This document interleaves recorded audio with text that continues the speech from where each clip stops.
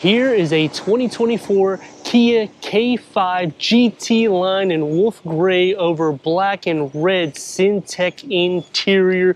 The GT line is going to include these upgraded 18-inch multi-spoke gloss black alloy wheels.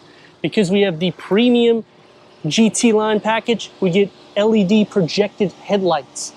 Gloss black will be on the lower splitter, and the tiger nose grille goes underneath the headlight assembly. The signature K's or Z design for your daytime runnings. The GT line gets the gloss black on the side view mirror caps. Because of that premium package, it also includes forward collision avoidance assist with cycling in junction with smart cruise control with highway driving assist. The sedan has the hatchback style of the Stinger. Get the gloss black on the trunk lid spoiler, and on the lower you're going to get the gloss black around the dual exhaust outlets with the diffuser, and you get the side gills for the rear bumper. So it's going to definitely have that athletic approach. Not going to get the 290 horsepower. It's a 1.6 liter turbocharged 4-cylinder with 180 horsepower and 195 pound-feet of torque. That's paired to an 8-speed automatic transmission, achieving 27 Mpgs for the city and 37 Mpgs for the highway. The K5 will have the most torque in class, except for comparing it to the Honda Accord Hybrid. That will have the most horsepower and torque comparing against the GT line.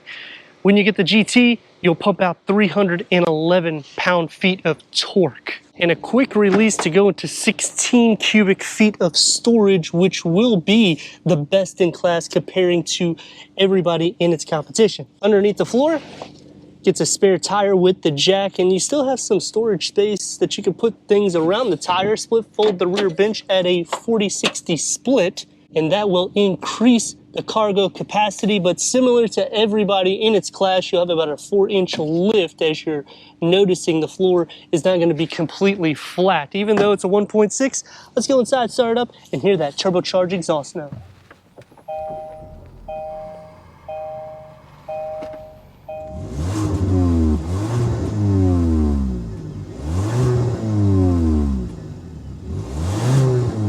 Ten-way power seat adjustment, heated front seats, because this is the GT line that's new for 2024, and because this just came off of the truck, we have to take some of this off so you can see the dual color. It's a Syntec / cloth mixture with the GT line badging in the seats. 6-way manual adjustment for the passenger. Headroom for 6 foot or taller is not going to be an issue, nor is leg space. The footwells are deep and they're wide for both of the occupants, even though it's a driver focus setup. The GT line adds the navigation to the 10.25 infotainment screen. It has Apple CarPlay, Android Auto, Sirius XM, AM, FM, streaming Bluetooth audio, little ASMR for you.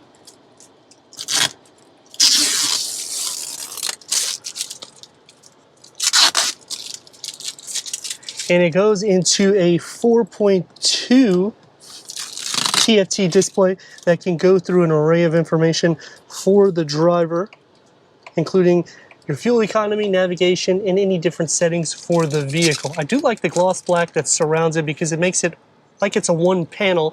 And then you get the gloss black that's going to be inside with this texture here, the same color stitch work, and satin aluminum around all of the air vents. Dual climate control settings, 2 USBs, and a 12 volt with a storage area here that you can put a larger cell phone. And the key fob for the K5 GT line, leather is going to be around the shifter.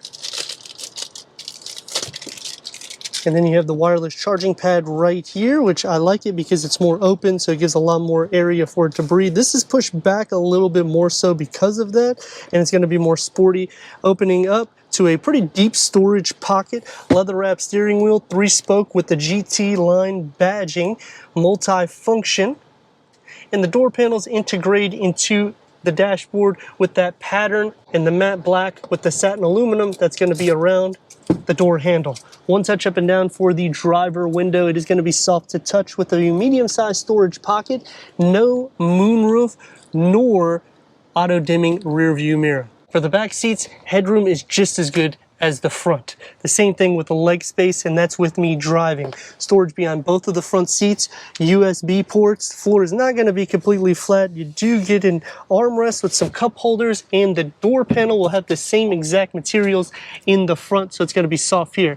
Otherwise, everyday material found everywhere else. A smaller storage pocket that you can fit maybe one beverage. Scooting to the center, the rails are pushed up enough. So feet space still going to be shared because the floor isn't flat, but butt and shoulder space isn't going to be too bad, even though this kind of contours inwards. And for headroom, it's still okay for somebody that's over 6 foot tall. 110 horsepower less than the GT and 116 pound-feet of torque less, which the GT will get you a 0 to 60 around 5.7 seconds, and it has a near 50-50 weight distribution. This is just pure aesthetics with 180 horsepower and 195 pound-feet of torque, 1.6 liter 4-cylinder turbo, so it's going to sip fuel. That's the nice thing here. It's not a hybrid, but it's definitely going to be competitive against the Honda Accord. Interior is going to be a little bit more sporty in this also. In the way you sit, it feels more like a little sports sedan. Now, I like the Kia Stinger more so because it's a hatchback and you got more cargo capacity, but they don't do that anymore. They're going to be discontinuing it, so this is basically what you have to work with.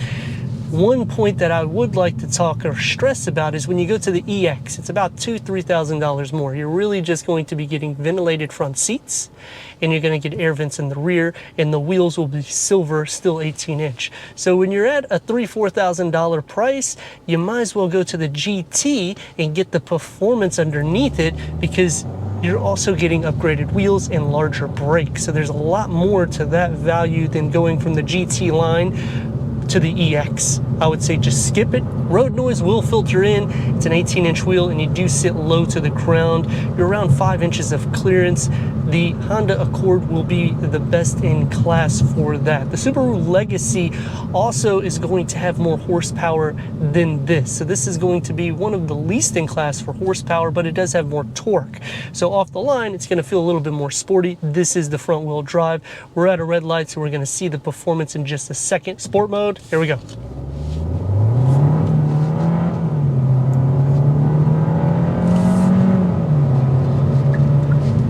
Because it's a turbocharged and it's at the lower notes, meaning underneath 60 miles per hour, it's going to feel pretty quick when you get on it.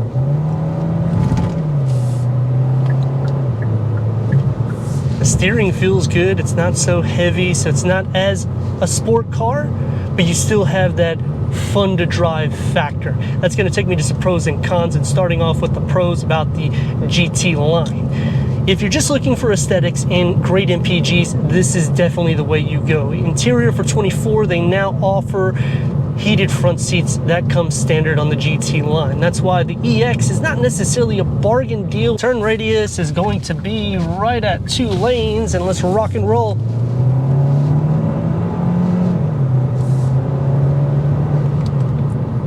Has the motivation to keep up with the traffic. It's going to be more so towards the higher 7 to 8 seconds 0 to 60, but it's going to be the same if you go into the Subaru and even the Toyota Camry, which if you option the SE with the XP package, you're basically getting that similar look. You're going to get some gloss elements on the exterior, gloss black wheels that are also 18-inch, and they're going to actually give you covers for the calipers, which I kind of wish they did that here. Some other pros about the vehicle: the GT line gives you the navigation, Sirius XM. You get the Kia Connect for 3 months. So they're actually giving you quite a bit of technology plus safety. When you add the GT line premium package, you're also receiving projected LED headlights, which when you're under $30,000, that's a pretty good bargain, because this is still a family sedan with a sport attribute. Some other cons about the vehicle is because it's not a hatchback, you will be losing some cargo capacity. I'm not a huge fan of the styling of the back, because they basically took the Stinger and changed it from a hatchback to a sedan and left it a little bit plain. Another con would be that they don't offer anything but the Syntec seats, which is good that they breathe fine, but I would like to see a little bit more premium because we're going to start getting into the $30,000 price point as we go up the tier. And when you get into the GT, you're going to have a more sporty bolstering for the seat, which is still more comfortable than, say, a sports car, but you feel a little bit more athletic. This one is going to feel more of an everyday drive, so you're not sacrificing there, which is definitely a plus. But when you go into the competition, if you're looking for that everyday drive vehicle, the new Honda Accord Hybrid is going to feel a little bit more wide in the front. The back, the seating is going to be right at the same, and you get more cargo space in the Kia. This is going to feel a lot more fast and sporty just the way you sit in it. And comparing it against the Toyota Camry, again, when you're in these price points, you're so close to going to like a TRD for the Camry that it's hard to say, would I get an SE with the XP package? Because for $4,000 or $5,000, I'm at a TRD, which is a V6, over 300 horsepower. It's night and day difference of a drive than a 4-cylinder.